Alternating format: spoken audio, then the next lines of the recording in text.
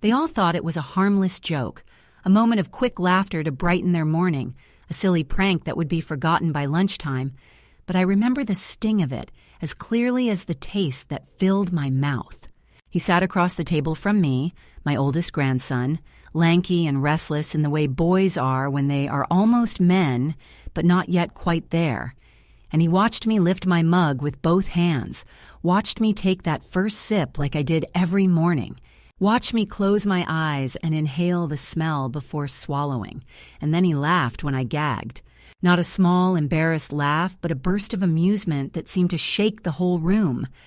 My coffee, my one quiet ritual, the one part of the day that belonged to me, was filled with salt. I felt it hit the back of my throat like sand and brine, coating my tongue, my stomach rolling instantly, and when I set the mug down, confused, I saw the way he was looking at me, like I was the punchline he had been waiting for. Before I could ask, before I could even wipe my mouth, my daughter's voice came from the kitchen doorway, sharp with that mix of indulgence and irritation that she saves for him. "What did you do now?" And he didn't hide it, didn't even try. He grinned, lifting the little plastic salt shaker and shaking it in the air like a trophy, and said, "I switched the sugar. I wanted to see if she'd notice." Then, as if to make it worse, he turned to his phone on the table, pressing the screen to replay whatever he had filmed while I sat there, unaware. They had caught the whole thing, my quiet sipping, my face changing, my confusion, and now it was in his hands, his voice in the background laughing. My daughter rolled her eyes and told him to cut it out, but there was no weight in her tone, nothing that told him this was wrong. She didn't delete the video. She didn't ask if I was all right. She just told him to get ready for school and turned away. I sat there in the dining room, staring at the half-drunk cup, the grains of white still floating in the surface, wondering why the taste in my mouth felt like more than salt. It felt like something had been named out loud, something that had been there all along, but now stood in the center of the room where everyone could see it. That I was here, in this house, not as someone to be respected, but as someone to be managed. Tolerated, maybe even mocked when the mood struck. They had said it was temporary, this living arrangement, just until I got back on my feet, just until I figured things out after my lease ended, just until the holidays were over, then just until spring, then just until they sorted a few things. 11 months later, I was still here. My belongings in a couple of boxes in the garage, my bed, a narrow cot wedged between the laundry machines and the water heater. I told myself I didn't mind, that it was warm and dry and that I wasn't in the way, but mornings like this one made me feel the truth.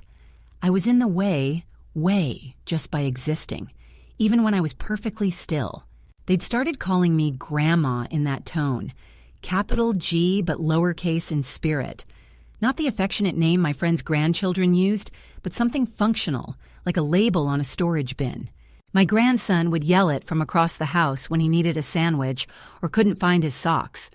My daughter used it when she wanted me to keep an eye on the younger one so she could have a quiet moment on her phone. And every time they said it, it felt less like a name and more like a reminder of the role they had assigned me. Helper, babysitter, background presence, never the person I was before I moved in here. I used to have mornings of my own. I used to wake in a room that smelled like my sheets and the faint lavender I sprinkled in my dresser drawers. I would open the curtains and let the light fall across my own table, my own mug, my own small kitchen that no one barged into. The coffee was mine, the silence was mine, even the sound of the kettle clicking off belonged to me. Here, in this house, even the air in the mornings felt borrowed.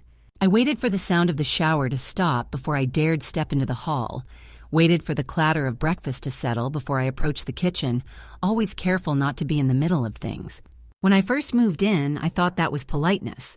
Now I think it was training, self-imposed, learned quickly, so that no one would have to tell me directly to stay out of the way.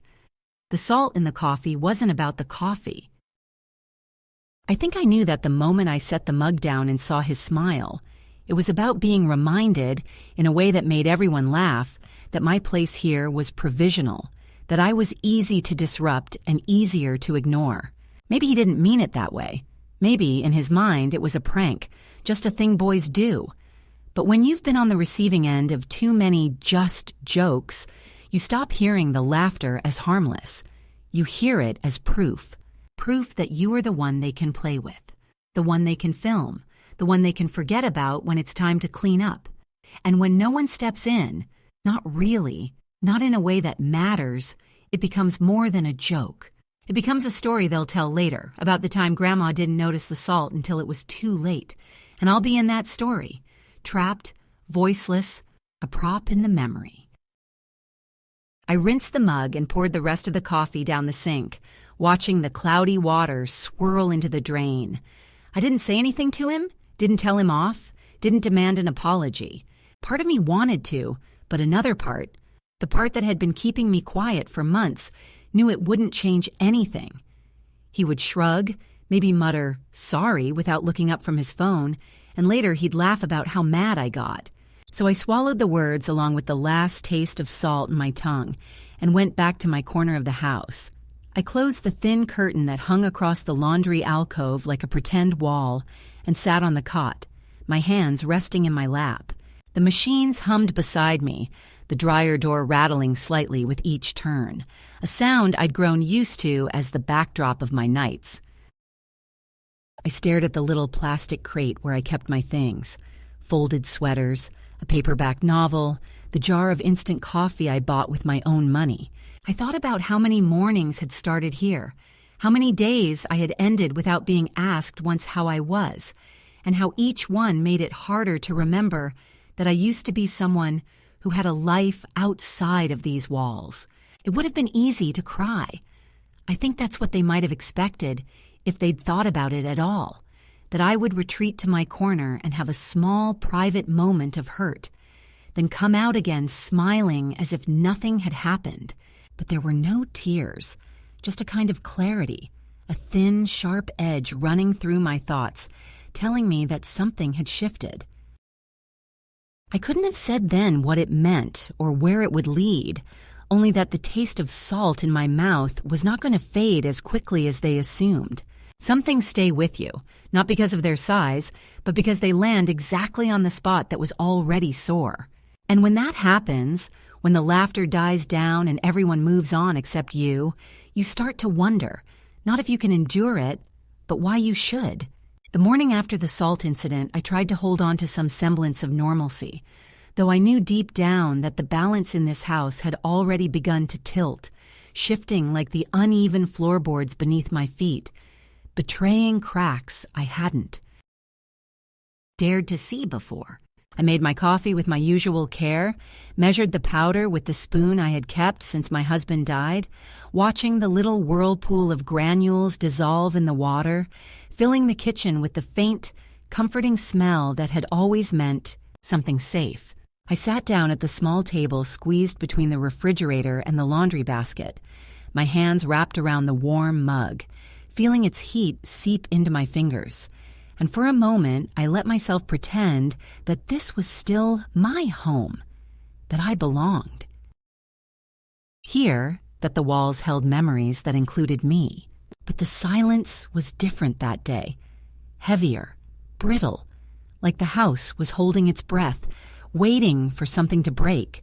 I heard the front door open and close, the patter of footsteps, too loud, too hurried, coming down the hall, and I looked up just in time to see my grandson come around the corner, earbuds dangling from his neck, a sly grin playing on his lips. He held the phone in one hand, the screen lit up, and he didn't bother to hide what he was about to do.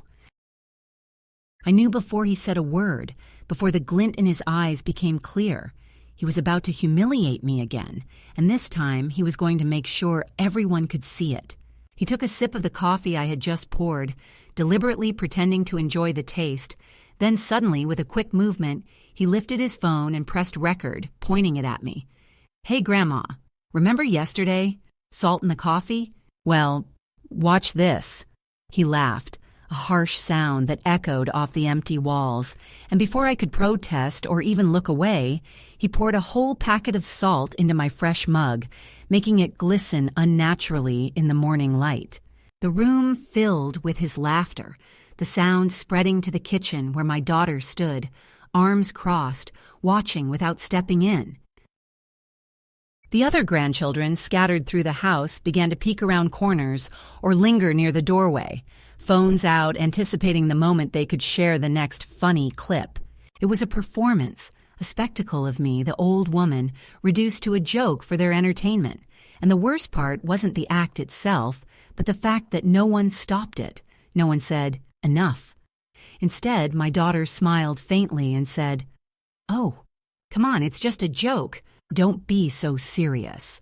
Her voice was soft but firm, like a judge passing sentence without the chance of appeal. I took a breath and looked at the faces around me, feeling the weight of their amusement press down on my chest. I saw the casual cruelty in my grandson's eyes, the distracted tolerance in my daughter's, the eager curiosity of the younger children who had learned that laughing at Grandma was a game everyone played. My mouth went dry, my hands trembled slightly, but I held on to my seat, refusing to break in front of them. I knew that if I reacted with anger or tears, it would only feed their delight, give them the power to call me overly sensitive or too old to keep up. So I sat still, swallowing the lump in my throat, the taste of salt mixing with the bitterness, rising inside me. That moment, the pouring of salt into my fresh coffee, was more than just a prank. It was a message, a clear and calculated reminder that I was no longer a cherished family member, no longer a person whose dignity mattered. I was a fixture, a punchline, someone who could be humiliated for sport without consequence.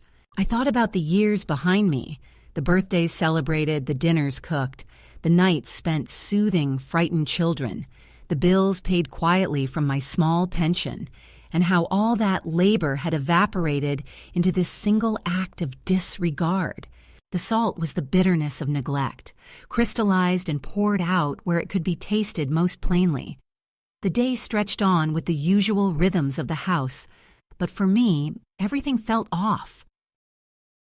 Meals were eaten without conversation, my presence ignored except when my hands were needed to serve or clean. The house, once warm with laughter and chatter, felt colder, more fractured. I overheard snippets of conversations in hushed tones, phrases like, "Grandma's getting old," "She doesn't understand," "Maybe it's time to find another solution." I wasn't sure what that solution meant, but the fear settled in my stomach like a stone. I tried to keep to myself, avoiding the spaces where their eyes lingered on me like a problem waiting to be solved. That evening, when everyone had gone to bed, I sat alone in the dim light of the kitchen, my hands wrapped around a cup of tea instead of coffee, the steam rising in gentle spirals as I thought about what had happened. The house was quiet now, but the echoes of the day rang loud in my mind.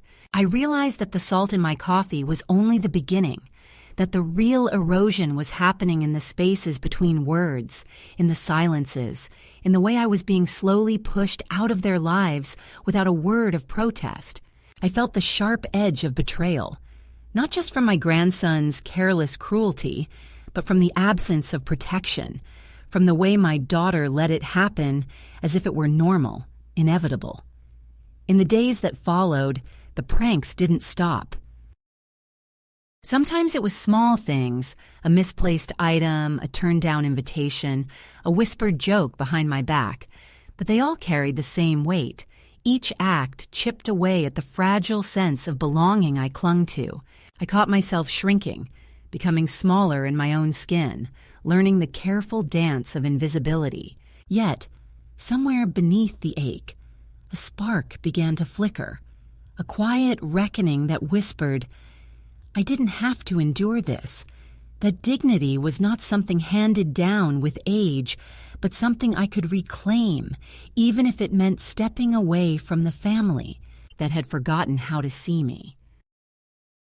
That spark grew on a day when, while helping my grandson with his laundry, I found his earbuds lying tangled in the pocket of his jeans. They were new, expensive, a prized possession he guarded jealously. I held them in my hands and thought about the salt in my coffee, about the laughter that had followed, about the quiet moments when I felt like I was disappearing. For the first time in months, I felt a flicker of something fierce, a desire to push back, to remind them all that I was not a joke, not a punchline, not a shadow on the edge of their lives. And so I did what I never imagined I would. That night, when the house was asleep and the world outside hushed, I took a small tube of Superglue from the bathroom cabinet and carefully dabbed a tiny drop inside each earbud, sealing them shut.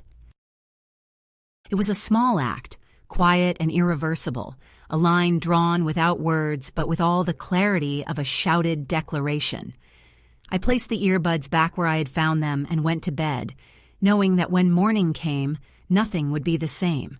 The salt in my coffee was the opening salvo, but the glued earbuds were my answer, my way of reclaiming a small piece of respect that had been stolen.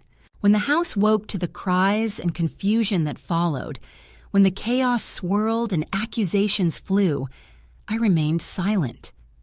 I said nothing about what I had done, but in that silence, I found a strange peace. The salt had been a wound, but the glue was a boundary, a refusal to be erased any longer. And though the path ahead was uncertain and the cost still unknown, I knew that this moment was the turning point where I stopped being invisible and started being seen again, even if only in the sharpest, most stubborn way possible. After the episode with the superglued earbuds, the house seemed to shift in subtle, almost imperceptible ways, like the slow turning of the seasons or the quiet erosion of a shoreline, changes so gradual that they escape notice until one day you realize the landscape you once knew has vanished. The morning light came through the kitchen window with its usual softness, but I no longer felt the comfort I used to find in those familiar rays. Instead, I felt the weight of eyes that watched me not with warmth or concern, but with a kind of careful calculation, as if waiting to see how I would react, waiting to see whether I would retreat or resist. The glued earbuds had sent a message, but it also marked me in a new way. I was no longer just the quiet grandmother in the corner. I was the troublemaker, the one who pushed back. And that came with its own consequences. My daughter's patience, which had always felt like a thin thread stretched tight, began to fray visibly.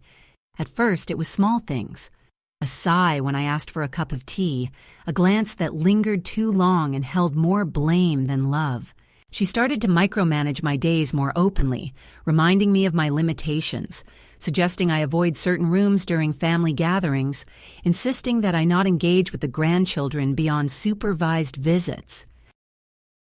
The eldest boy, who had poured salt in my coffee and had his earbuds sabotaged in turn, grew colder, less inclined to even acknowledge my presence.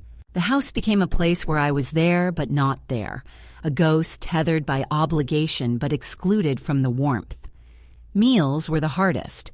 Once, the kitchen table had been a place of stories and laughter, where generations gathered and the air smelled of cinnamon and roasting meat. Now, I was given a small tray to eat in the laundry alcove, my food portioned and labeled as if I were a patient rather than a family member. When I tried to join the others, I was met with averted eyes or polite silence, the kind that speaks volumes. I remembered the countless dinners I had prepared for birthdays, holidays, late-night recoveries from school, and I felt a hollow ache that went beyond hunger. The children's laughter carried on without me, the kind that no longer invited me in, but pushed me out. The house itself seemed to close around me. My belongings, already few, were shuffled from place to place, sometimes disappearing altogether, only to reappear weeks later in forgotten corners. One day, my favorite cardigan, the one I wore on cold mornings because it smelled faintly of my late husband, was missing. When I asked, my daughter replied without looking up, "I thought you'd want to wash it. It smelled a little stale." It was a lie. She never intended to return it. I found it months later, faded and stretched, stuffed in the back of a closet where I was sure she hoped I wouldn't look. Financial control tightened as well. The small allowance I was given to buy groceries was slashed under the pretext that I didn't eat much and shouldn't spend money unnecessarily. When I questioned it, I was told, "You're not a child, but you're not managing well either." The bank. Statements that I once managed independently were now handled by my daughter, who reassured me with a smile that she was helping. But the message was clear. I was no longer trusted with my own affairs. My pension, which had been my safety net, was slowly becoming a point of contention, as if my money was an inconvenient truth to be hidden or controlled. The emotional toll was the hardest to bear. I found myself withdrawing, retreating deeper into silence, the quiet corners of the house becoming my refuge and my prison. The phone calls from friends dwindled, as though word had spread that I was no longer up. Invitations to community events, book clubs, church gatherings, once the lifeblood of my social world, stopped coming. When I tried to ask why, the answer was always a gentle excuse. They understand, it's just hard to keep up. But what they really meant was that I was no longer part of the conversation, no longer a person whose company mattered. I was becoming invisible. Sometimes, late at night, I would lie awake and replay moments in my mind. The way my grandson had laughed at my coffee, the way my daughter's eyes had hardened after the Earbuds incident, the way the family moved through the house without me, like I was furniture, not flesh and blood. I thought about my own mother who had fought hard to keep her dignity even when the world tried to strip it away. I wondered if she had ever felt this way, this slow erasure, this fading into silence. The memories were both balm and burden. They reminded me who I was and who I was becoming if I didn't find a way to stop the slide. But the turning point was quieter than I expected. It wasn't a grand confrontation or a dramatic outburst. It was a simple, everyday moment that crystallized the truth I had been avoiding. I was standing by the kitchen sink, rinsing a dish after dinner, when I overheard my daughter on the phone in the next room. She was speaking in a hushed, clipped tone, the kind people use when they don't want to be overheard but can't quite hide the disdain. "She's getting harder to manage," I heard her say. "It's like she's losing it, but she's still stubborn. I'm thinking we need to look at some options, maybe a care facility. It's better for everyone." The word manage caught in my throat. I set the dish down with a clatter and stayed silent, my hands trembling, my heart pounding.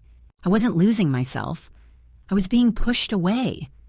That night, I sat in the dark, the house around me quiet except for the soft ticking of the clock.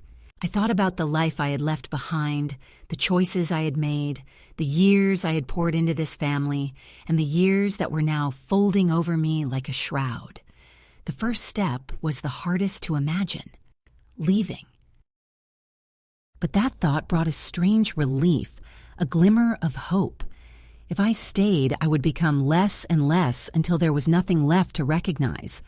If I left, I could begin to find myself again, even if it meant starting from nothing. I began to make plans in secret, small steps that no one would notice, but that felt like revolutions inside my chest. I called an old friend from my neighborhood who still lived alone, a woman who had once taught me to knit and who had always believed in second chances. I asked if she knew of any rooms for rent, places where an old woman could live quietly and with dignity. She gave me a number and promised to help. I started gathering my few possessions, choosing what to take and what to leave behind, each item a thread connecting me to a past that was slipping away, but that I was not yet ready to sever. At the same time, I reclaimed small acts of autonomy within the house that had grown so constrictive. I insisted on making my own coffee, even if it meant the mug sat unused by the others. I walked to the park alone in the afternoons, feeling the sun on my face, reminding myself that the world outside still existed, still held promise. I began to write in a notebook, scribbling memories, thoughts, plans, as if the ink could map a way out of the shadows. It was a slow, steady reclaiming of self, one that happened beneath the surface of their awareness. And through it all, the salt in the coffee and the glued earbuds echoed in my mind, markers of a boundary crossed and a boundary drawn. They were symbols of the erasure and the resistance, the pain and the fight. I was no longer willing to be invisible. The path forward was uncertain, the risks real, but the promise of reclaiming my life, my voice, my dignity, was too powerful to ignore. I knew that change would not come all at once, but with each small step, with each quiet act of defiance and self-care, I was building the foundation for a new chapter, one where I was no longer just grandma, but myself again. The day I finally stepped out the front door without looking back, I felt the weight of years pressing down on me like the heavy coat I wore, the one I had bought with my own money after years of putting others first. It was a simple navy blue, nothing fancy, but it felt like armor. Solid, familiar, a reminder that I still had a right to choose for myself. The air was crisp, tinged with the first breath of autumn, and as I locked the door behind me, I realized I hadn't done this in a long time, left without a plan to return.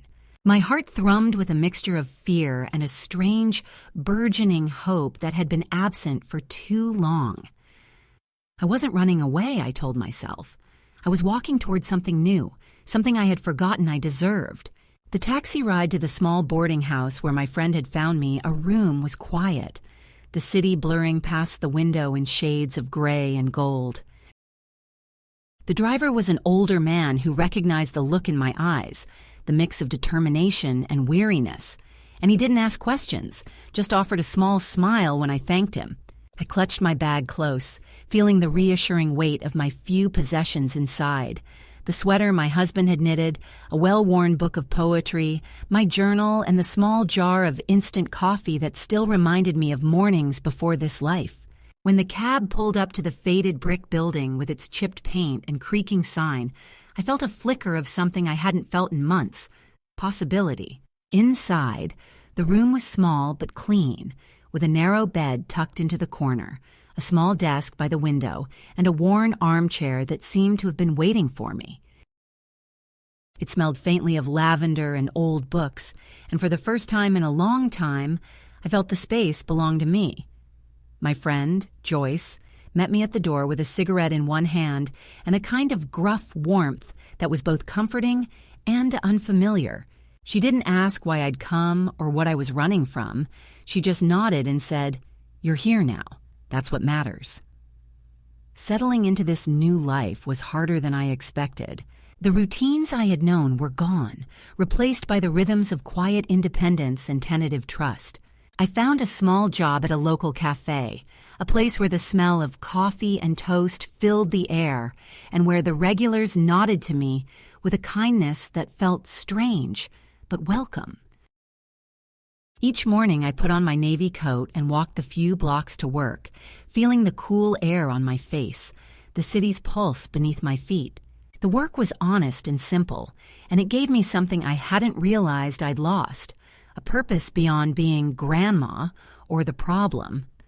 The people I met were different from those I had left behind, but in their differences, I found connection. Heather, the manager of the cafe, was quiet but steady, and she gave me a chance without questions, just the expectation that I would show up and do my best. Arthur, a regular customer, came in every day at the same time, his eyes kind and his stories about birds and the city's changing seasons, weaving a gentle thread of companionship through my days. These relationships were fragile and new, but they felt real in a way that I hadn't felt in years. Living in Joyce's house was an adjustment, too. The walls were thin, and the noises of the neighborhood crept in. The barking dogs, the late-night conversations, the creaking floorboards, but it was alive in a way my old home had stopped being. Joyce herself was a presence of contradictions, a woman who could grumble and swear, but also bake lemon squares and listen without judgment. We settled into a rhythm of shared meals, quiet evenings, and the slow building of trust that comes from simply being there for each other. But the real change was happening inside me. Each day I peeled back the layers of silence and resignation I had wrapped around myself, finding parts of myself I thought had been lost forever. I read again, wrote in my journal, laughed softly at Arthur's jokes, and let the city's rhythms remind me that life still had a shape, a meaning beyond survival. The navy coat hung on a hook by the door became a symbol of this reclamation, not just a piece of clothing, but proof that I was still here, still choosing, still capable of living on my own terms. One afternoon, as I walked through a park with the fading light casting long shadows, I thought about the family I had left behind. The grandson who had poured salt in my coffee, the daughter who had watched and said nothing, the house that had grown. Colder with each passing day, I didn't feel anger as much as a quiet sorrow, a recognition that the ties that had once bound us had frayed beyond repair. But I also felt a fierce gratitude for this moment of freedom, this chance to rewrite the last chapters of my story. Freedom, I realized, wasn't about grand gestures or dramatic confrontations. It was about small choices, the decision to walk away, to speak up, to hold on to dignity when it felt like no one else would. It was about reclaiming space in a world that had tried to shrink me down until I was no bigger than a shadow. And as the wind whispered through the trees and the city breathed around me, I knew that this was only the beginning. After weeks of carefully stitching together a new life from fragments of independence and small joys, the past returned with the force of a storm, shattering the fragile calm I had come to cherish and forcing me to face the ghosts I thought I had left behind. It began with a letter, slipped beneath the door of my modest room in the boarding house where I now lived, a plain envelope with a familiar scrawl that made my heart both tighten and loosen, like the first breath after holding it too long underwater. The name on the front was my grandson's, Kieran, the boy who had once poured salt in my coffee and whom I had only begun to understand through distance and quiet reflection. The letter was short, tentative, and full of the awkward warmth of someone reaching across a gulf they don't fully comprehend. "Grandma," it began, "I miss you. Dad and Lisa are worried. Please come home." I held the paper in my hands, reading and rereading the few lines as if they contained a secret code, a map back to a place I wasn't sure I belonged anymore. The arrival of that letter opened a floodgate I hadn't expected. Calls followed, some from unknown numbers, others from voices I recognized but had long ceased to expect. My daughter's voice was strained and clipped, her words tinged with frustration and a vague apology that never quite reached the edges of sincerity. "We're worried, Mom," she said. "You're hurting people, including yourself." My son's voice came next, cold and demanding, a litany of accusations thinly veiled as concern. "You're making a scene," he said. "You're tearing the family apart." I listened in silence, the phone heavy in my hand, the words washing over me like waves against a rocky shore, sometimes sharp and cutting, sometimes dull and relentless. I didn't respond. I wasn't ready to enter that storm again, but the letters and calls were only the beginning. Soon a lawyer appeared, an official, unyielding presence who arrived at the boarding house under the guise of checking on my well-being, but whose questions felt like an interrogation. He spoke in careful, measured tones about next steps, legal guardianship, and the best interests of all parties involved, words that felt cold and clinical in the intimate space I had carved out for myself. I answered him calmly, firmly asserting my autonomy, my sound mind, and my right to live as I chose. Yet beneath the surface of those words lay a simmering tension, a battle being fought not in courtrooms, but in whispered conversations and veiled threats. The media soon caught wind of the story.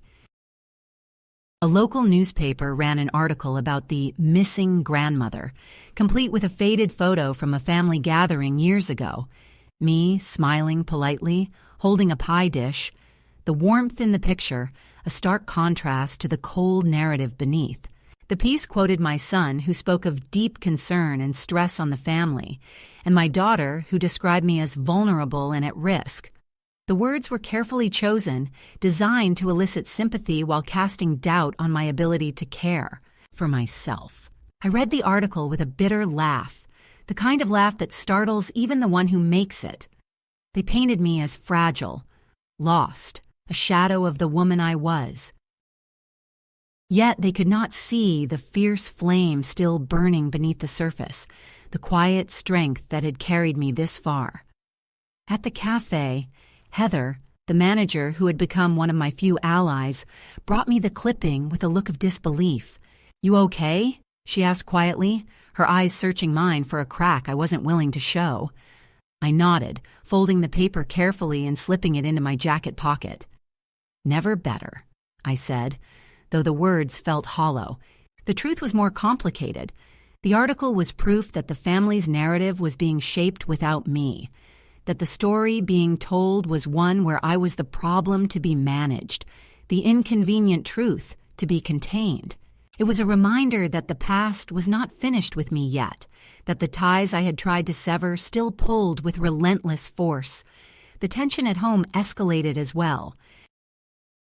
My daughter's visits became more frequent, less tentative, filled with sharp questions and thinly veiled accusations. One afternoon, she appeared at the cafe where I worked, standing awkwardly by the pastry display as if unsure whether to approach or flee.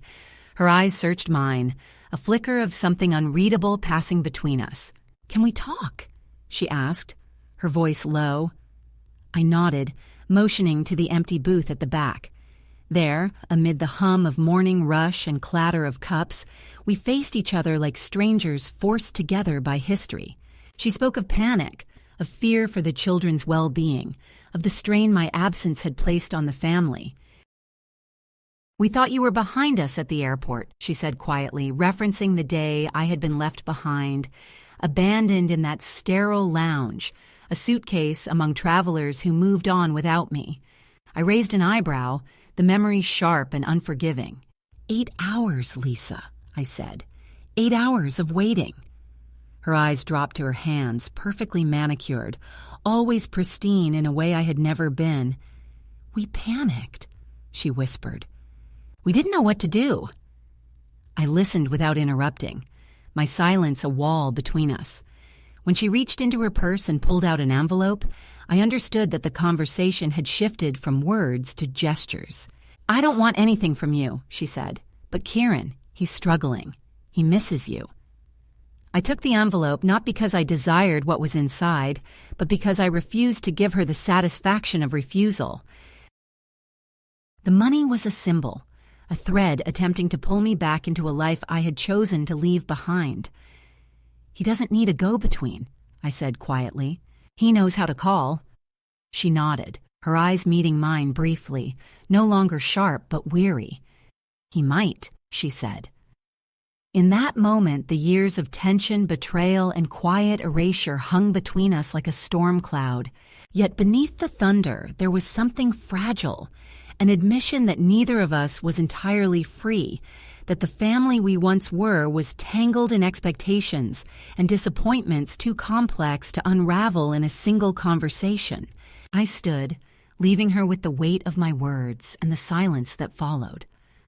"I'm not your shadow, Lisa," I said as I walked away. "I'm my own person." The weeks that followed were a blur of legal letters, phone calls, and guarded meetings with social workers and lawyers. The house where I had once been a presence became a battleground for control and narrative. I refused to be the helpless woman they portrayed me to be. I hired a local attorney, a quiet but formidable woman who understood the nuances of my situation and stood firmly by my side. Letters went back and forth, each word carefully chosen, each sentence a declaration of my autonomy and refusal to be erased. Amid this turmoil, I found solace in unexpected places. Arthur, the regular at the cafe, brought small gifts, a hand-painted magnet shaped like a birdhouse, a simple gesture that spoke of quiet understanding and friendship without demands. Joyce, my landlady and companion, remained steady and unflinching, offering a refuge of normalcy and support. And slowly, amidst the chaos, I began to rebuild a sense of self that was no longer tethered to the judgments and expectations of a family that had never truly seen me. One evening, I wrote a letter, not to the family, but to Lisa. 3 simple lines, calm and clear. I know what you did. I know what you didn't say. I'm not angry. I'm not coming back. I mailed it the next morning with a stamp bearing a finch, the small bird that sings even in the cold. I did not expect a response. Instead, life moved forward in quiet determination. And then, unexpectedly, Lisa showed up in the cafe one gray afternoon, standing stiffly by the pastry display.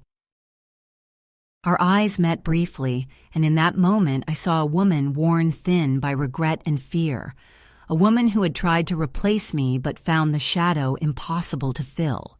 She didn't stay long, leaving without finishing her coffee, leaving behind a silence heavier than any argument. That night, sitting on the porch with Joyce wrapped in blankets against the chill, I felt the weight of the journey I had undertaken, the betrayals, the losses, the small victories, and knew that while the path ahead was uncertain, I had reclaimed something precious.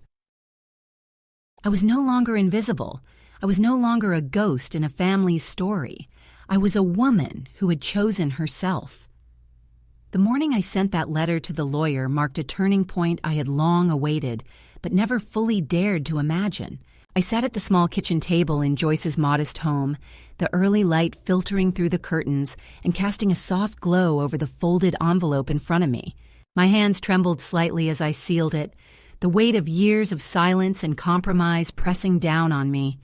This letter was different, not a plea, not an explanation, but a declaration. I was reclaiming my voice in a way that no one could ignore or dismiss.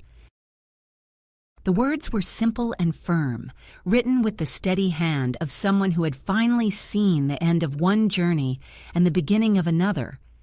To whom it may concern, there is no cause for further legal contact. I am of sound mind, in a safe environment, and not under duress. I have retained local legal counsel. Any further attempts to contact me under the guise of concern will be considered harassment. Sincerely, Martha Harlow. I folded the letter carefully and slipped it into the mailbox, the final act of a long-fought battle. In the days that followed, the silence from my family was deafening. No calls, no letters, no pleas for reconciliation. It was as if the letter had drawn a line so sharp and clear that they chose to retreat rather than cross it. I did not miss the calls or the accusations. Instead, I felt a strange lightness, a freedom that came from knowing I had set boundaries that would be respected. The house where I worked became my sanctuary, a place where I could breathe without the weight of judgment or expectation. Heather, the manager, handed me an apron embroidered with the words, "Not your grandma's kitchen," a small but meaningful gift that made me laugh louder than I had in months. Arthur continued his quiet visits, bringing stories and a warmth that settled around me like a comforting blanket.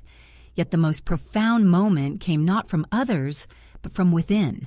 One evening, as Joyce and I sat on the porch wrapped in blankets against the chill of an early fall night, I reached into my pocket and pulled out a small card, the last piece of correspondence I had sent to my daughter. The 3 lines I had written were a balm and a boundary, a way to say goodbye without bitterness. Joyce sipped her wine and looked at me with eyes that held a mixture of admiration and understanding. "You're done," she said simply. "You stopped waiting." I nodded, feeling the truth of it settle deep inside me. For years I had waited, for recognition, for love, for a place where I belonged. Now I was done waiting. I was living. The weeks turned into months, and with each passing day, I built a life not defined by what I had lost, but by what I was creating. I baked lemon squares for the community potluck, a small act of generosity and connection that reminded me of the warmth of belonging. I attended trivia nights with Joyce, where I insisted on questions from before 1990, a way to claim my place in a world that often felt too fast and unfamiliar. I discovered the simple joy of a full day's work, the honest exhaustion of serving coffee and refilling cups, the smile of a stranger who appreciated the steady rhythm of routine. Then, unexpectedly, a letter arrived from Kieran. His handwriting was large and deliberate, the words tentative yet full of hope. "Grandma, I'm coming to Portland. I want to see you. I'm not bringing anyone. I just want to talk." I read the letter slowly, feeling a warmth spread through my chest that I hadn't realized I had been missing. The boy who had once been part of the family drama was now a man reaching out with quiet hands, asking for connection on his own terms. When Friday morning came, I dressed carefully, not for him, but for myself. My navy coat was clean and pressed, my hair brushed and my lips painted with a color that made me feel alive. I didn't tell Joyce where I was going. She didn't ask. The Red Fern Motel was modest, its faded sign swinging gently in the breeze. I knocked once, and when the door opened, I was greeted by the same gentle eyes I remembered, the same awkward smile that spoke of uncertainty and hope. The room smelled of takeout and hotel soap, cluttered with books that told their own stories. We sat together, not too close, not too far, the space between us filled with years of unspoken words and tentative understanding. He told me about his job, his life, the quiet struggles and small victories. I told him about Portland, about the freedom that came from choosing myself. We didn't cry, but we breathed deeper, the weight of the past lifting just enough to let us breathe. When he handed me a small bundle wrapped carefully in paper, I knew it was more than a gift. It was a bridge. Inside was a book of poems, the ones he had underlined because they reminded him of me. I read them by lamplight that night, each line a thread weaving us closer together. The next morning, our goodbye was quiet, filled with a long hug and whispered wishes. "Be good to yourself," I said. "You too," he replied. And with that, he left, stepping back into a world that was still uncertain but now held the possibility of reconnection. Back at the cafe, Heather handed me a new apron, deep green and embroidered with a cheeky phrase that made me laugh and reminded me how far I had come.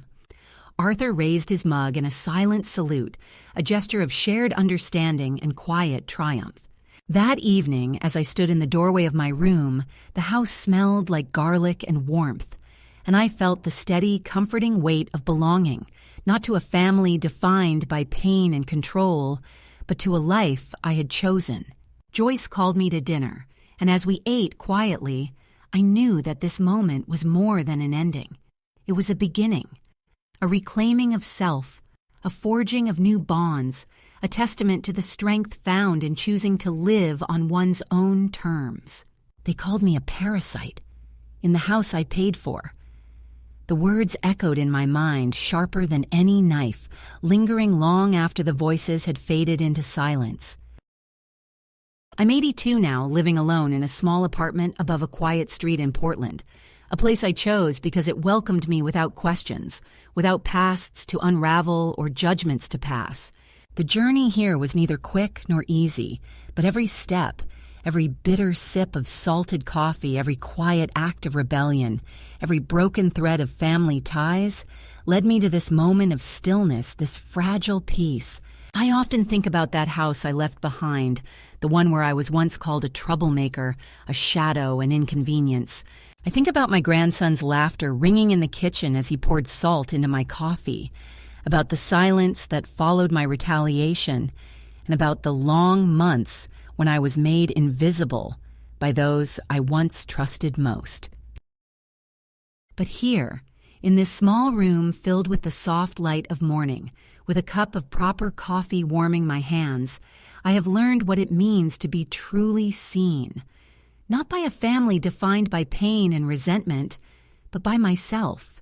The walls are lined with books I've collected over the years, each one a testament to stories I still hunger for, to voices that remind me I am not alone in my struggle. The scent of lavender drifts softly from a sachet I keep tucked in the dresser, a memory of a garden I once tended with loving hands. I have planted new roots here, fragile but growing, in soil that feels like forgiveness, not just from others, but from myself. Letters from my granddaughter arrive now and then, the youngest one who somehow saw past the cracks and whispered words of apology I never heard before. Her handwriting is shaky but sincere, filled with questions about my life, about the stories I used to tell, and about the memories we lost along the way. I treasure those letters like rare blooms, proof that even in the darkest winters, something beautiful can grow. I've not answered them yet. Sometimes I hold the pen in my fingers, ready to write back, and sometimes I simply read and fold the paper, letting the words sink in slowly.